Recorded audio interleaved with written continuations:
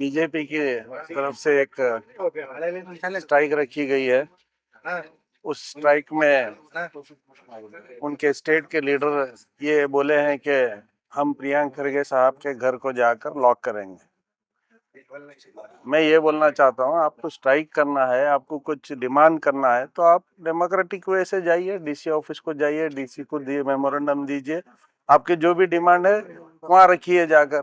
आप यहाँ पर प्रियंक खरगे साहब के पर्सनल घर पे आके उसको बंद करने की बात कर रहे हैं। आप ये सिर्फ और सिर्फ प्रियंक खरगे साहब वोकल होकर अपनी बात रखते हैं, उनके जितने भी आग्रह हैं वो निकाल रहे हैं। जो भी ये है नेशनल लेवल पे और स्टेट लेवल पे पुराने जितने भी हुए हैं वो सब निकाल रहे हैं। तो उनको दबाने की ये कोशिश, सिर्फ उसको ये करने की कोशिश कर रहे हैं। आप देखिए सचिन पंचाल सुसाइड केस में कहीं भी प्रियंक खरगे साहब का नाम नहीं है।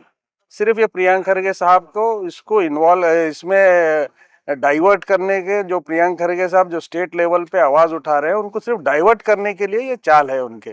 तो हम आज उनकी गुंडागर्दी जो चल रही है उस गुंडागर्दी को हम गांधीगिरी से हम जवाब देने की कोशिश कर रहे हैं। हम यहाँ प्रियंक खरगे साहब के घर के पास बीजेपी वालों का वेट कर रहे हैं। कोकोनट वाटर से पानी के बोतल, चाय और चांद से हम यहाँ पर वेट कर रहे हैं। अतिथि देवो भव के इससे ये कांग्रेस का सिद्धांत है, इसलिए हम यहाँ पर वेट कर रहे हैं। ऐसा घर को आ रहे हैं, ये घर हमेशा से लोगों को दिया तो घर है।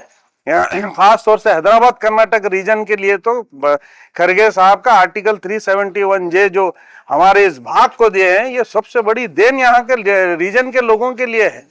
तो ये सब चीजें खत्म करने के लिए यहाँ पर आकर सिर्फ डाइवर्ट करना, इसको इश्यू को हमेशा से इसमें लाना, चैनल्स में लाकर आप लोगों के बीच में बात करना, ऐसी कोशिश कर रहे हैं। आप प्रियंक खरगे साहब खुद ने स्टेटमेंट दिया है कि हमने सीआईडी इंक्वायरी के लिए सबसे पहले प्रियंक खरगे साहब ने कहा, जिस दिन ये ना आया बेलगाम में, सबसे पहले आकर फ्रंट से बात कर उन्होंने कहा है हम सीआईडी को इस केस को देंगे। तो उससे ज्यादा और क्या कह सकते हैं।